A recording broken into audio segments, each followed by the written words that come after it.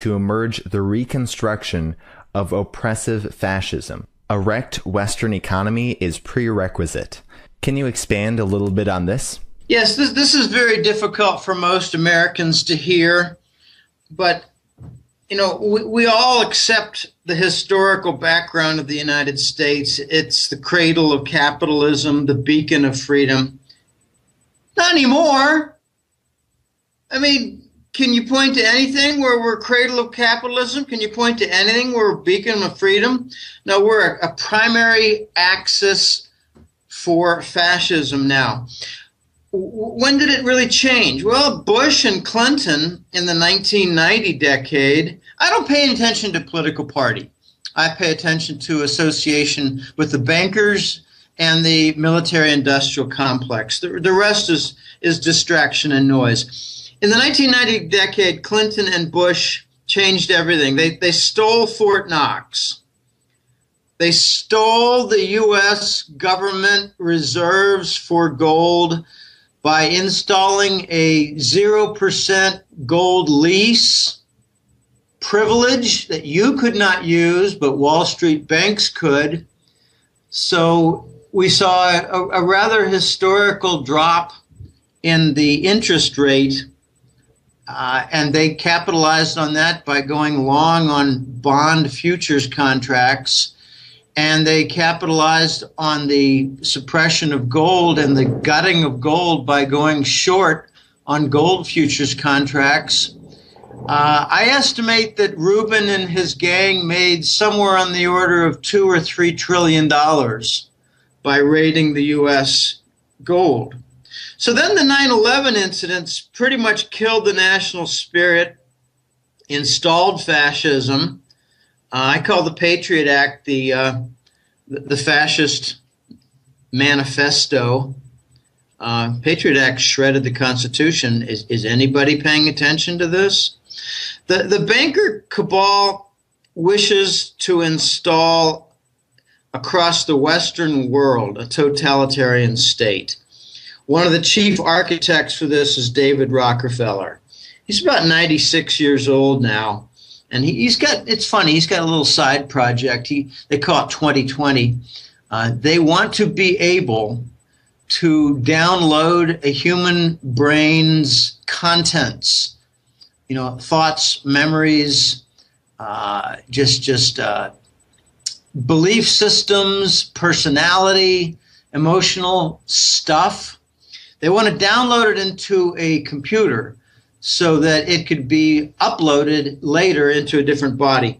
That's what David Rockefeller is working on, and Kissinger is one of his main buddies for that.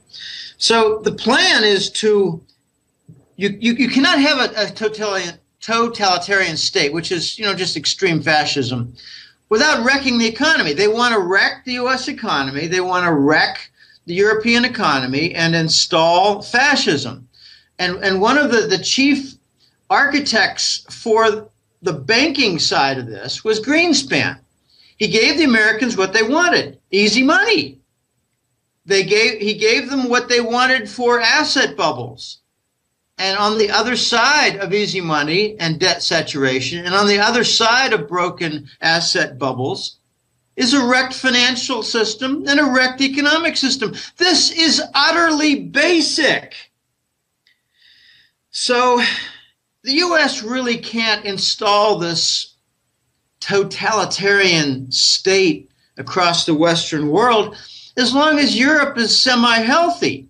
Now, the pigs nations and all their sovereign debt, they pretty much wrecked the South, but the U.S. and I call them the castle dwellers, the banker cabal, they need to wreck Europe the rest of the way, and they need to prevent Europe from joining through the pipelines, the energy pipelines with Russia. So that's what this Ukraine war is all about, to prevent Russia from joining in a tight way commercially and financially with Europe. U.S. doesn't want that. The U.S. wants to wreck Europe so that they can have the totalitarian state. We hear it called the New World Order, NWO, and I don't like to talk about that name in depth, but This is basically what it's all about. The Ukraine war is a final desperation to take down Europe and prevent it from marrying Russia. That's how I see it, Elijah. And speaking of Russia, how do you see that the Russian sanctions are going to impact the US dollar? And also, how do you see them impacting the European economy? All right, there's a shared Russian trade function regarding banking, food, weapons, and they've all been halted to Europe. There have been interruptions. There have been obstructions. And these are very organized and orchestrated. It includes the oligarchs. And the U.S. government and the EU like to try to make themselves look noble by identifying Russian oligarchs. And really all they're trying to do is attack and limit the best friends of the Kremlin. It's a bad plan. Okay, the entire energy supply to Europe from Russian oil and gas sources is to be threatened. And I've got some pretty reliable word from my sources that say we may see just about anything on the table interrupted except Gazprom gas. That's how important it is. So it's kind of funny, really, if it weren't so tragic, that they're going to block food, but they're not going to block energy. They're going to block banking, but they're not going to block energy. They're going to block oligarch activity, but not energy. They're going to block credit cards, but not energy. It's really not a good plan. But in response, these Eastern powers, I believe, are going to work toward a non-dollar alternative. And that's kind of a zip word you hear nowadays in the press. Anytime you hear non-dollar alternative, just think return to the gold standard. The press does not like to even mention gold standard by title.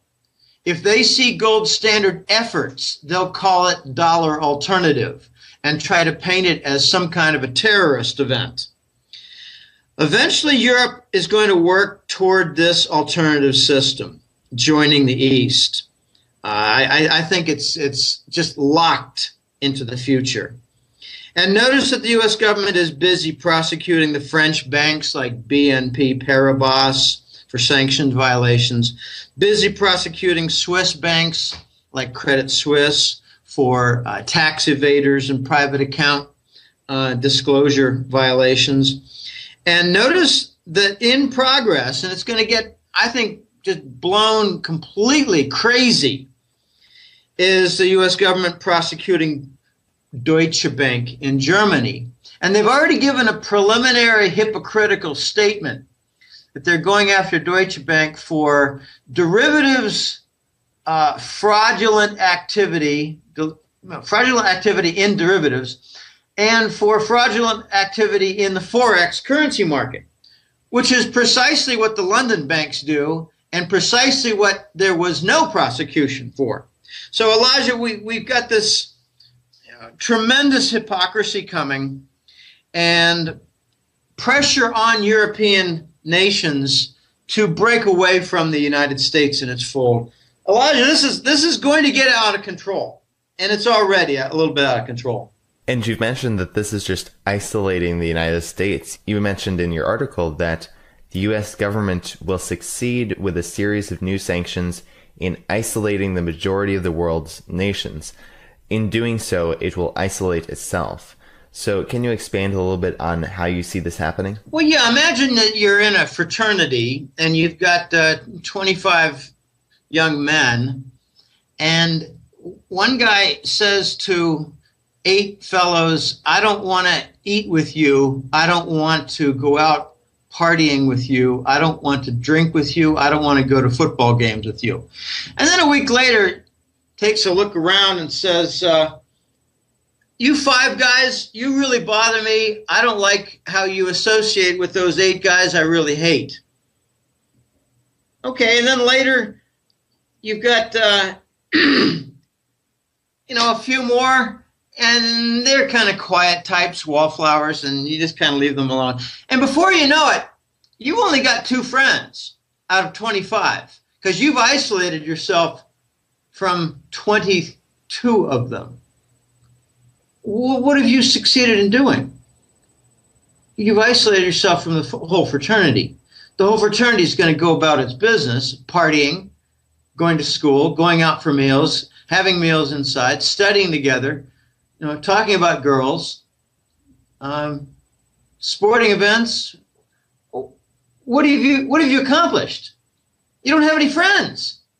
So the United States has sanctioned Sudan, sanctioned Cuba, sanctioned Iran, sanctioned Russia. They refuse to sanction China. Isn't that interesting? That's because they hold so much debt. Well, I think the real big wild card will be when the United States starts talking trash with Germany. That's when I think everything is going to change. So you've got sanctions after sanctions after sanctions, and these are to the enemy states. But then you've got bank fines after bank fines after bank fines, and these are to the allied partner states. Now, I like to say that the Nazis attack their enemies, defraud their allies, strangle and put in a straitjacket their own subjects in the population, all while deep criminality goes unpunished. So the result is that Nazis always isolate themselves. It's all through history. And the American people don't like to think of themselves as being led by Nazis. But that's what they are. Neocon means Nazi. People need to wake up. The Bush II administration was the first Nazi administration. And what was their first act and deed? 9/11. And the preliminary to that was the Clinton administration, where they stole all the gold. One of the ugliest little secrets in American politics is how the Bush family and the Clinton family are best friends. It crosses party lines. They're narco friends. They're Nazis. And I wanted to move our focus back to some of the sanctions that we were talking about. I know that ExxonMobil, Dutch Shell, British Petroleum, and Boeing do not support the sanctions against Russia. How do you see this affecting, as you've called, the fascist business model? Well, first let's review what it is.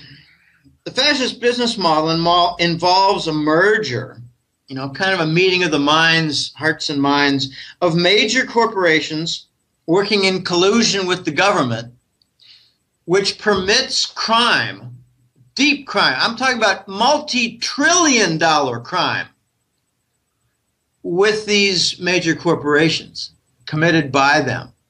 So the Department of Justice does not pursue the Wall Street banks. No, yeah, sure, you've got investor lawsuits, a few billion here, a few billion there, but there was a major lawsuit that was thrown out.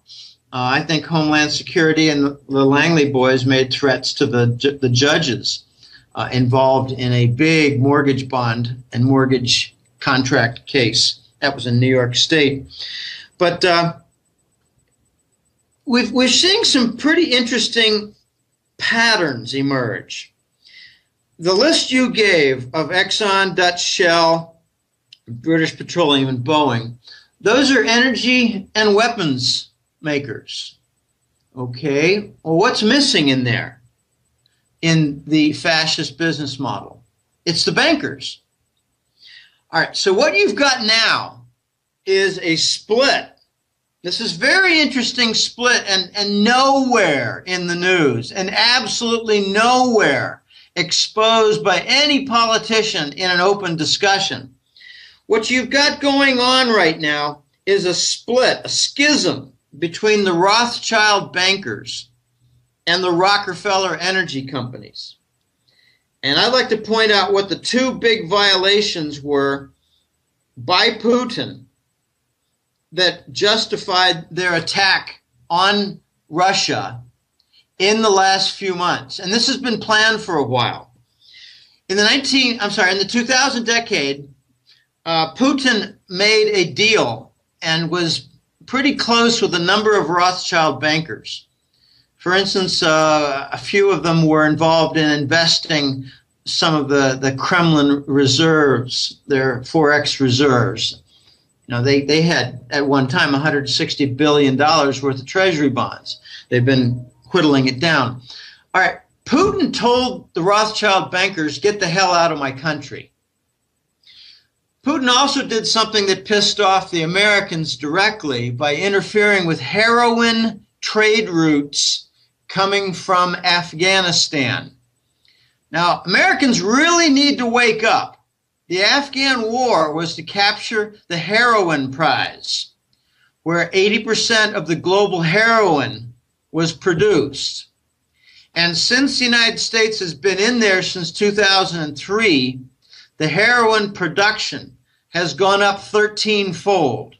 And just to make fools of the American people, the politicians in the U.S. government are saying, we need to redouble our efforts. We need more funding to fight the Taliban so we can bring this under control.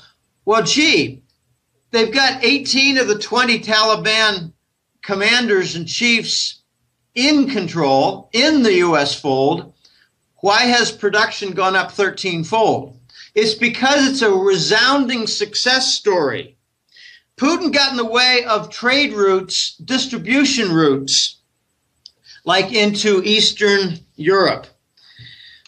If we've got a case where some energy companies and a major weapon manufacturer, Boeing, are not towing the line within the fascist crowd for their business model, then I think we've got a deep division in that fascist alliance. I think the bankers and the energy companies are in a big split. Exxon is continuing with the Black Sea offshore oil production. Exxon is continuing with the Arctic exploration with Russia. Exxon is continuing with the Siberian exploration with Russia. British Petroleum and Dutch Shell have basically said, these sanctions don't apply to us. Why? Because there's a schism, and they're bigger than Obama, or they're equal. Obama is just a figurehead. It's really quite sad, especially the death of Joan Rivers after she outed Obama and his sexual preferences. I remember 2 months ago, I had a conversation with a couple clients and colleagues, and I said, you know, I give it 50-50 that Joan Rivers is dead in a couple months. I don't know how it'll happen. I don't care how it'll happen. Probably something minor, medical, and before you know it, she's gone. Okay, so these Nazi bankers, Elijah, are on the extreme defensive. There's a schism going on between the bankers and the energy firms. And keep in mind, most of them are Satanists on both sides, the bankers and the energy firms. They're Satanists. And you also mentioned that Germany is not going along with fascism either. So how and why do you see that Germany is not going along with the move towards fascism? Germany's always been protective of their economy and their industry and their labor force. They tend not to betray them. They tend not to wreck them. The United States wrecks everything in its land. The leaders. Outsourcing was a betrayal of the labor force. Outsourcing was a forfeiting of industry to Asia. Outsourcing brought in the new trend of asset bubble dependence, stock market, housing, that ended badly in the United States. Outsourcing resulted in insolvent banks that brought about the 1990 decade of the derivatives for the banking system. There's a deep division in Germany between the bankers and politicians. The politicians are basically run by the bankers, just like in the United States. In the United States, Rockefeller and the Wall Street cabal, they run the White House. They let them know exactly what they're going to do and how the press will paint it. Okay, so The division in Germany is between the bankers and the commercial chiefs. Okay, you've got 3,000 or more German companies doing business in Russia. Are they all going to stop? Well, I don't think so. Merkel's playing a very difficult game. I think she's playing to the bankers, giving the U.S. lip service, and making empty promises to the U.S. and NATO warmongers. There was an event a month ago. I think it was in early August, mid-August. The Germans announced that they were not going to supply fighter aircraft to the NATO forces in Ukraine. And I thought, whoa, that's a split. That doesn't sound like, a normal event in an alliance. So, Merkel also did something in the Wales NATO summit just a few days ago. She actually made a strong statement with other nations standing behind her that certain treaty elements would not be honored anymore. And the U.S. press just totally ignored it. European press didn't ignore it. A couple of sources of mine didn't ignore it, because what it meant was Merkel was telling the Americans and British that certain planks holding the gut of all of the NATO treaty together didn't apply anymore. Now, what does that mean? To me, it means that NATO is pretty much dead.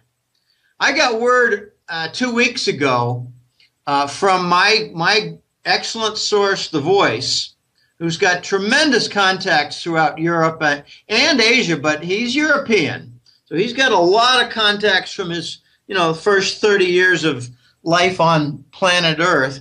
The Germans, the Swiss, and the French, and the Dutch. He's got a lot of contacts, Austrians.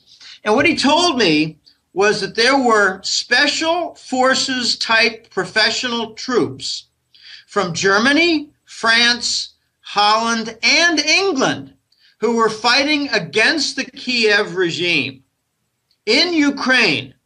They call it something like the Ukraine freedom movement, or I don't know, liberation. I hate the word liberation. Liberate from what? From usage of a bra? I mean, what is liberation? Okay, I don't wear underwear anymore. I'm liberated. Okay, great. You're running around commando style. Okay, but these German, French, Dutch, and British special troops, it's not even clear they're being paid. They're working and fighting against the NATO troops in Ukraine. They're fighting against the Kiev regime in Ukraine. If NATO were healthy, this would not happen. I've also heard from a different source that Germany has already decided and committed toward working with Russia and China on a gold trade standard. Everybody's looking at each other at summit meetings thinking, where's the solution to this mess? We're doing rescues of banks. We're doing rescues of bonds. We're printing out free money. We're covering enormous deficits. We're putting in austerity poison pills. None of this is working. Nothing is getting fixed. There are no remedies. What are we going to be doing here? Everybody is starting to realize now the answer, the solution is a return to the gold standard.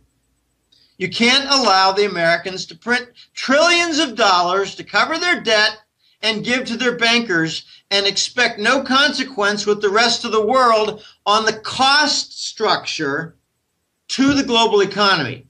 That's why there's no unlimited time factor here. QE is a death sentence. Zero interest rate is a death sentence. And what it means is that you're walking the global economy, in particular the U.S. economy, the global cost structure is walking toward the electric chair. There are a limited number of steps before you sit in the electric chair, because the global economy has a daily consequence and effect from QE and the bond monetization. It means the cost structure is going up. The effect on capital is very detrimental. I call it capital destruction. Others call it capital retirement. Like you take that equipment offline. You're not using it anymore because your cost structure has gone up and your profit margin's gone away. That's the time element having to do with QE and the bond monetization. It's hyper-monetary inflation, which we learned for 40 years in school was a bad thing. But when the U.S. does it, it's a good thing and it's stimulus. Why is that? Because it's frickin' Nazi economics. Germany has already decided to work with China and Russia on a new gold return, a new gold standard in trade. Germany has already decided to abandon the euro and NATO and move away from the European Union. Germany has already decided with the Dutch, Austrians, and Finland to work on a direct alternative. And I think these four nations are going to break away from the European Union simultaneously. Germany has made enormous inroads with Russia regarding energy and railways. Germany's made enormous inroads with China, having to do with exports, industrial equipment, construction equipment. These are not going to go into reverse.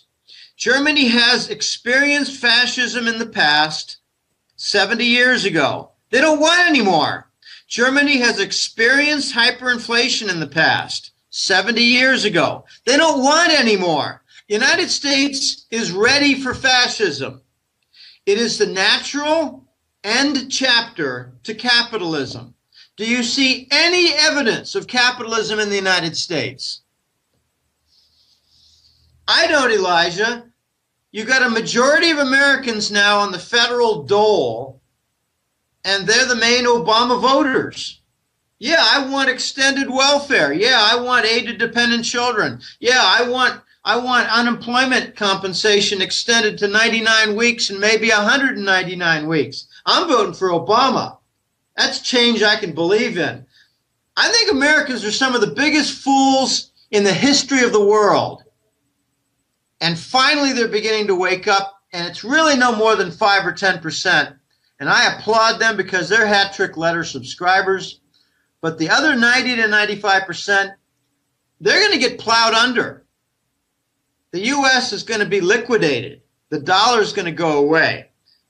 With the abuse with 0% and bond monetization and QE is going to result in the United States losing the dollar as a global reserve currency. And then it's, third world, dead ahead. And I wanted to discuss a little bit more about what you were talking about, Germany pivoting east. I know we discussed a little bit about this in our last interview. And did you want to give us an update, like what events you've seen since our last interview that confirm or alter your view on this? Yeah, there are basically three big events, and not in any kind of time order. But last weekend in Wales, Merkel, the German chancellor, made some statements that were very clear that certain elements of the treaty were no longer going to be honored. Well, what does that mean? NATO is going to be a country club where they sit around and have drinks? What is NATO if the integral treaties are not going to be primary to their purpose? Well, gee, maybe the NATO meeting will just kind of be an offshoot to the G7. Where they can sit around and talk about, hey, we got some really cool new patches to put on for the banking system. We got some new weapons we really like, and gosh, I know some of you are going to sell them to Russia and provide engines, diesel engines to China, but gee, isn't this NATO gang fun? Can you pass me another martini?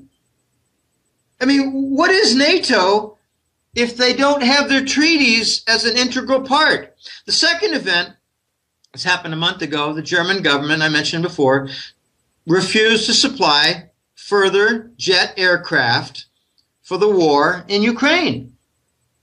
Well, gosh, how's NATO doing?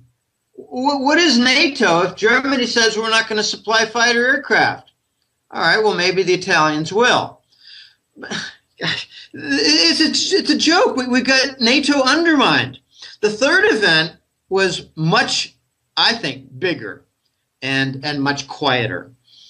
Merkel has been working in private with the Kremlin, face-to-face discussions between Putin and Merkel on Ukraine and European peace talks.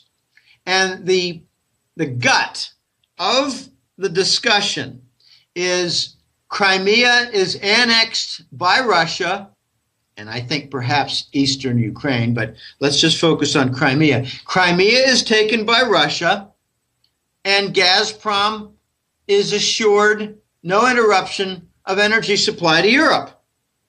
So it's basically, carve up Ukraine and let's keep it stable and keep the pipelines flowing for gas to Europe. So it's Crimea for Gazprom. That's the gut of the Merkel-Putin peace talks, which the United States is interfering with. Recall that Obama won a peace prize. I think he does more on the golf course than he did to earn a peace prize. I don't think he earned the peace prize by playing golf, but he just set a record, 148 rounds of golf while president. So if you take away his rounds of golf and his fundraising events, I'm not sure that he's really doing anything. All right, this is where we stand.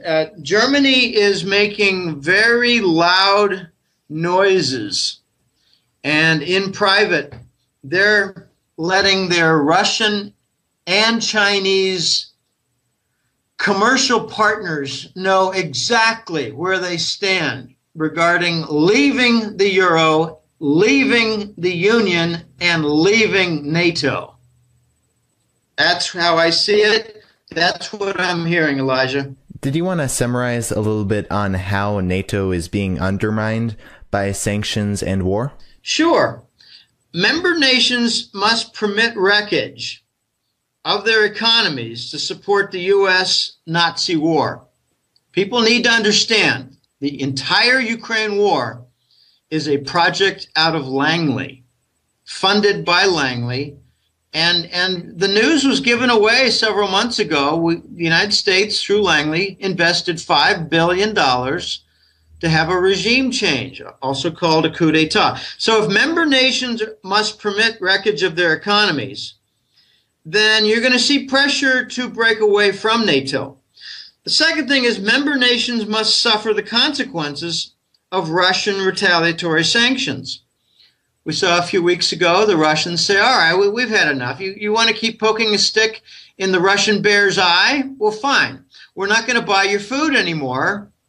We don't have any interest in Spanish, Italian, German, French food being exported from your countries to Russia. We're going to find alternative sources, and they are in China and all kinds of South American countries. So, at the World Cup in Brazil in July, I think arrangements were being made for agricultural export to Russia. So these member nations are going to have damage to their farms, their big agribusinesses. And I think you're going to start seeing in the next 6 months the Chinese buying up giant European agribusinesses, farming businesses. The third thing is member nations will be forced to deal with repercussions from their indigenous population. The Spanish just had a big peach protest. The Spanish are starting to give away food to just let the point be known to their government that they're wrecking the system. I think the Spanish agricultural business is going to be in focus in a very big way, especially when the first offer comes in by a Chinese company to buy it out, because it's going to alter the export.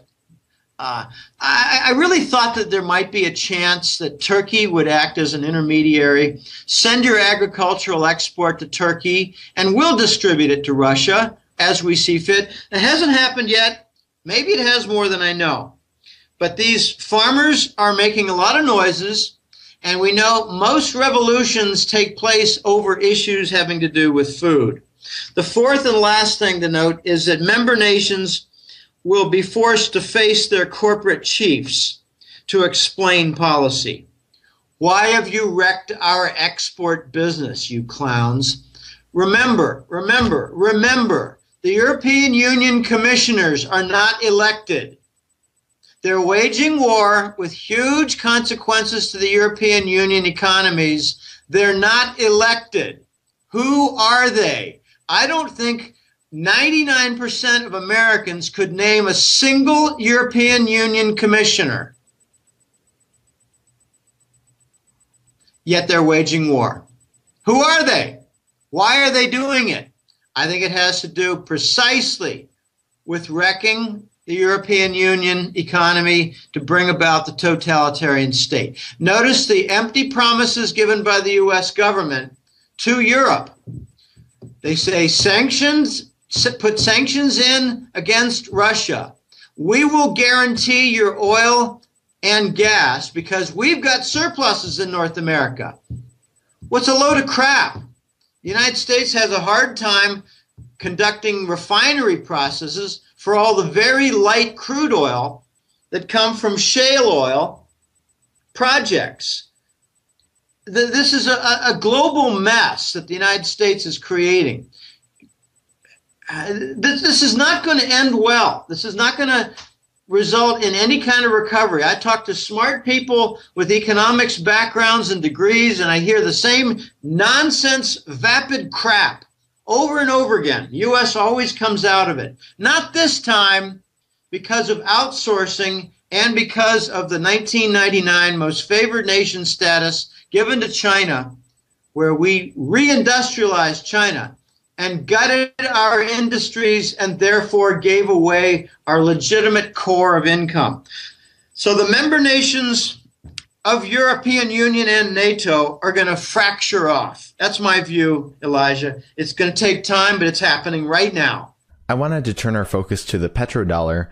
I know you recently reported that the Gazprom Neft Corporation announced acceptance of Chinese yuan and Russian rubles for payment for crude oil sold to Europe and to China. So what do you see the consequences of this to be? Well, this is actually a correct jackass forecast that I made in March and April. I said we're going to have a very unusual situation where Russian energy trade is going to accept Chinese currency and payment outside the dollar sphere. And it's finally happening. It's a correct forecast. The word neft in Russian means oil.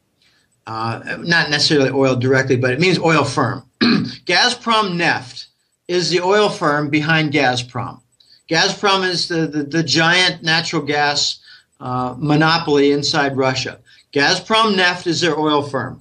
So I think Gazprom decided, all right, let's just have a little trial balloon here. Let's let our oil company subsidiary go out and say, we will trade with Europe and get paid in rubles. Let's trade with China and get paid in yuan. And if the Europeans want to use yuan, fine, we can accept that too. Well, what does it mean with respect to the ruble and the yuan? It means they're going to be pretty soon interchangeable. I like to point out the joke, the stupidity, trying to isolate Russia. Well, it's got 12 or 13 time zones. I got corrected recently. There are only 10 time zones, but there's a 12-hour difference from one end to the other. From Vladivostok to St. Petersburg, it's a 12-hour difference. All right, so you can't isolate a country that big, nor can you isolate a country that has so many connections now with China. So we've had a de facto petrodollar standard for since 1970, so for 40 years. And this started after the Arab embargo in 1973. And notice in 1973, the Arab embargo and all the movement toward the petrodollar as a standard, recycling OPEC and Saudi petro profits surplus into dollars and treasury bond. Notice that all happened in 73. 2 years after we broke the gold standard. Bretton Woods. Okay, that was the replacement standard. So what that meant was we're not going to have a gold standard anymore, but we're going to let the Rockefellers control the dollar standard. All right, that was quite a coup by the Rockefellers. All right, that has stood for 40 years as a stable force. Notice in the last few months the Saudis are permitting a fast erosion in the petrodollar. They're having a big conference every single month with Chinese business interests, banking interests, minister-level meetings. And I think what they're doing is they're getting ready to install a Chinese yuan standard for oil payments that Europe can honor too. Hey, look, Germany, you want to buy oil from the Persian Gulf nations? Well, you can buy it in yuan. So that's going to maybe further along the Frankfurt RMB hub center, the Chinese RMB renminbi hub center. It's going to be a big phenomenon. The RMB hub will be used for bond trade in Chinese currency denomination and currency translation. So the RMB hubs are going to be very big. So now you've got soon, I think, the entire OPEC cartel is going to accept non-dollar payments for oil. And then all the Persian Gulf, they're going to do the same while they're working closely with Russian energy firms. Just take a look at Gazprom connections in Qatar. So if Europe buys Russian oil and gas without dollar usage, then the big double whammy is if that happens with the Persian Gulf doing the same thing. Then you'd have the Saudis and the Russians, number one and number two. The Russians are number one, by the way, in oil production. The Saudis and Russians not accepting oil, well, gee, that means the petro standard is gone for the dollar. The petrodollar standard is not in use anymore. Well, what's the consequence of that?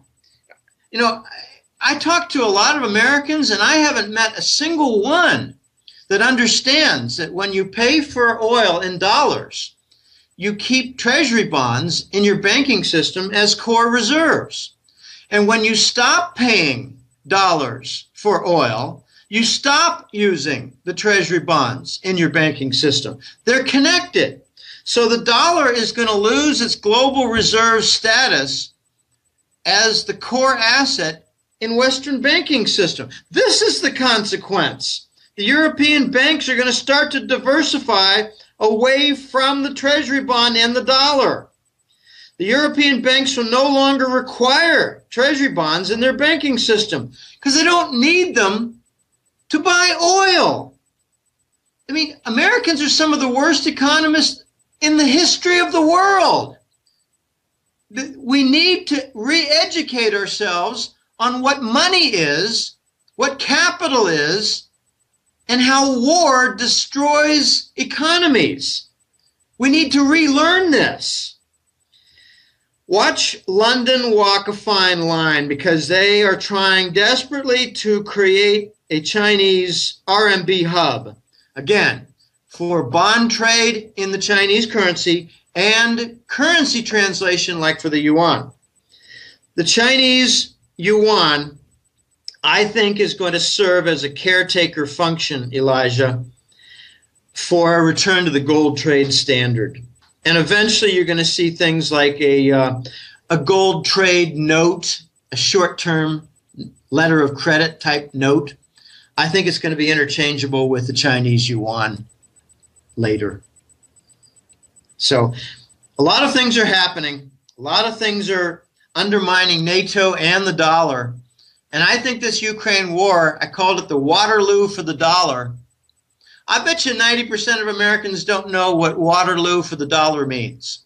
It means death, end, execution, rejection. I think